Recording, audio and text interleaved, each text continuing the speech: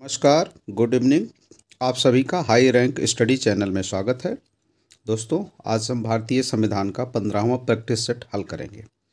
आज का पहला प्रश्न है, भारतीय संविधान में मौलिक कर्तव्यों को किस देश के संविधान से ग्रहण किया गया है? ए, अमेरिका के संविधान से, बी, रूस के संविधान से, सी, आयरलैंड के संविधान से, डी, ऑस्ट्रेलिया के संविधान से। इसका सही उत्तर है विकल्प बी, रूस के संविधान से। भारतीय संविधान में मौलिक कर्तव्यों का समावेश रूस के संविधान से किया गया है। आज का दूसरा प्रश्न है, भारतीय संविधान में मौलिक कर्तव्यों को किस समिति के सुझाव पर शामिल किया गया है? ए, नेहरू समिति, बी, अशोक मेहता समिति, सी, स्वर्ण सिंह समिति, डी, उपर्युक्त में से कोई नहीं। इसका सही उत्तर है विकल्प सी, स्वर्ण सिंह समिति। भारतीय संविधान में मौलिक कर्तव्यों का समावेश स्वर्ण सिंह समिति की सिफारिश पर किया गया है। तीसरा प्रश्न है, भारतीय संविधान के किस भाग में मौलिक कर्तव्यों को शामिल किया गया है? ए, भाग 2, बी, भाग 3, सी, भाग 4, डी, भाग 4 का। इसका सही उत्तर है विकल्प डी, भाग 4 का। भाग 4 का में भारतीय संविधान में मौलिक कर्तव्यों को शामिल किया गया है अनुच्छेद 51 का के अंतर्गत। आज का हमारा चौथा प्रश्न है, भारतीय संविधान में मौलिक कर्तव्यों को किस संविधान संशोधन द्वारा शामिल किया गया?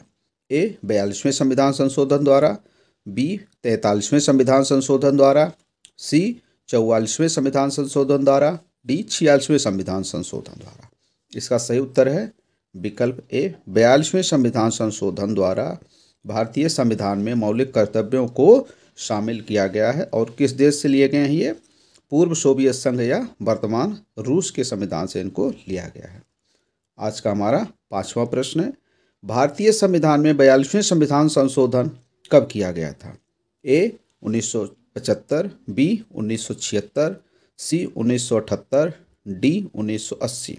इसका सही उत्तर है विकल्प बी, 1976। 42वां संविधान संशोधन वर्ष 1976 में किया गया था। इसे भारतीय संविधान का लघु संविधान भी कहा जाता है। इस संशोधन को भारतीय संविधान का लघु संविधान भी कहा जाता है।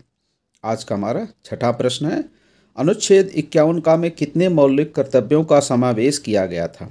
ए, 10 मौलिक कर्तव्य, बी, 11 मौलिक कर्तव्य, सी, 12 मौलिक कर्तव्य, डी, 13 मौलिक कर्तव्य। इसका सही उत्तर है विकल्प ए, 10 मौलिक कर्तव्य। जिस समय मौलिक कर्तव्यों को 1976 में शामिल किया गया था तो उस समय 10 मौलिक कर्तव्य थे, लेकिन वर्तमान समय में 11 मौलिक कर्तव्य हैं। आज का सातवां प्रश्न है, 11वां मौलिक कर्तव्य भारतीय संविधान में किस संविधान संशोधन द्वारा जोड़ा गया है? ए, 80वें संविधान संशोधन द्वारा 2000 में, बी, 82वें संविधान संशोधन द्वारा 2000 में, सी, 84वें संविधान संशोधन द्वारा 2001 में, डी, 86वें संविधान संशोधन द्वारा 2002 में। तो इसका सही उत्तर है विकल्प डी, 86वें संविधान संशोधन द्वारा वर्ष 2002 में 11वां मौलिक कर्तव्य जोड़ा गया, जो निःशुल्क शिक्षा से संबंधित है। 6 से 14 वर्ष के बच्चों के लिए निःशुल्क शिक्षा। आज का 8वां प्रश्न है, 42वें संविधान संशोधन द्वारा कौन सा नीति निदेशक तत्व नहीं जोड़ा गया? ए, शोषण से बच्चों एवं वयस्कों की सुरक्षा, बी, समान न्याय व निःशुल्क विधिक सहायता, सी, समान नागरिक आचार संहिता, डी, उद्योगों के प्रबंधन में श्रमिकों की भागीदारी। इसका सही उत्तर है विकल्प सी, समान नागरिक आचार संहिता। ये आपका अनुच्छेद 44 में वर्णित है, जो संविधान के समय से ही है। बाकी तीनों आपके बाद में जोड़े गए हैं। आज का हमारा 9वां प्रश्न है, संविधान के किस अनुच्छेद में उद्योगों के प्रबंधन में कर्मकारों की भागीदारी का प्रावधान किया गया है?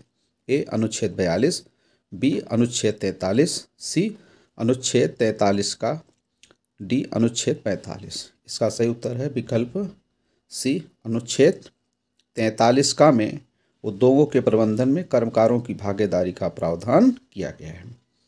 10वां प्रश्न है, एक समान नागरिक संहिता का उपबंध किस अनुच्छेद में किया गया है?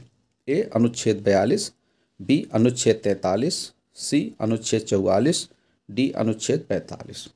तो इसका सही उत्तर है विकल्प सी, अनुच्छेद 44। अनुच्छेद 44 में समान नागरिक संहिता का उपबंध किया गया है। आज का हमारा 11वां प्रश्न है, निम्नलिखित में कौन एक राज्य के नीति निर्देशक तत्व हैं? ए गौ संरक्षण, बी पर्यावरण एवं वन्य जीवों का संरक्षण, सी 14 वर्ष की आयु तक के बच्चों को निःशुल्क शिक्षा, डी मादक द्रव्यों के सेवन पर प्रतिबंध। इसका सही उत्तर है विकल्प सी।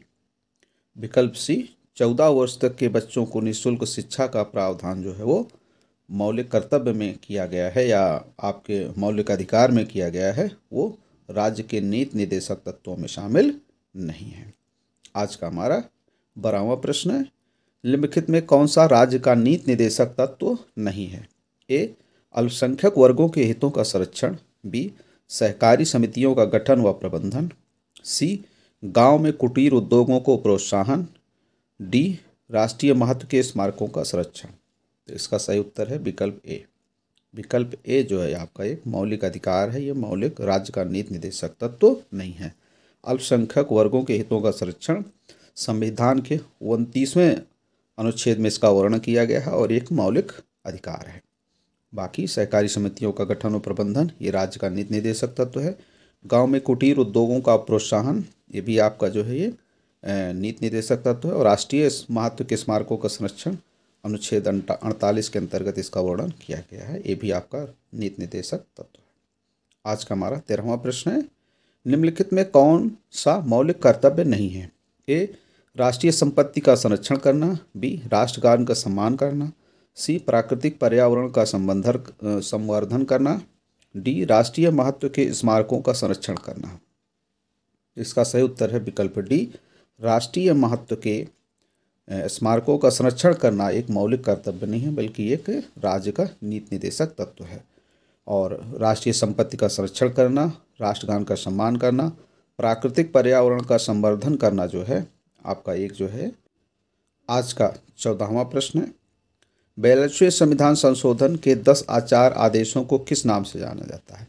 ए मौलिक अधिकार, बी मौलिक कर्तव्य, सी राज्य के नीति निर्देशक तत्व, डी राज्य संपत्ति का अधिकार। इसका सही उत्तर है विकल्प बी।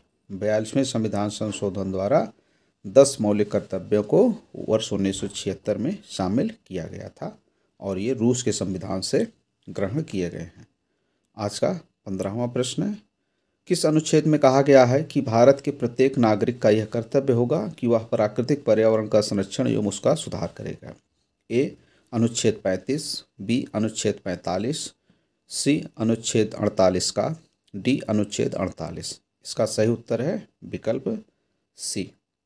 अनुच्छेद 48 का में कहा गया है कि प्रत्येक नागरिक जो है वो का कर्तव्य होगा कि वह प्राकृतिक पर्यावरण का संरक्षण एवं उसका सुधार करेगा। आज का हमारा 16वां प्रश्न है, सहकारी समितियों का गठन, संचालन, नियंत्रण व प्रबंधन संबंधी अनुदेश किस अनुच्छेद में शामिल किया गया है? ए अनुच्छेद 39 का, बी अनुच्छेद 42, सी अनुच्छेद 43 का, डी अनुच्छेद 43 खा। इसका सही उत्तर है विकल्प डी। अनुच्छेद 43 खा में सहकारी समितियों का गठन, संचालन, नियंत्रण व प्रबंधन संबंधी अनुदेश शामिल किया गया है और ये अनुच्छेद जो है 97वें संविधान संशोधन वर्ष 2011 के द्वारा शामिल किया गया है। आज का हमारा 17वां और अंतिम प्रश्न है, कार्यपालिका का न्यायपालिका से पृथक्करण किस अनुच्छेद में वर्णित किया गया एक नीति निर्देशक तत्व है? ए अनुच्छेद 44, बी अनुच्छेद 46, सी अनुच्छेद 48, डी अनुच्छेद 50। तो इसका सही उत्तर है विकल्प डी। अनुच्छेद 50 में कार्यपालिका का न्यायपालिका से पृथक्कीकरण किया गया है या उसका अलगाव किया गया है।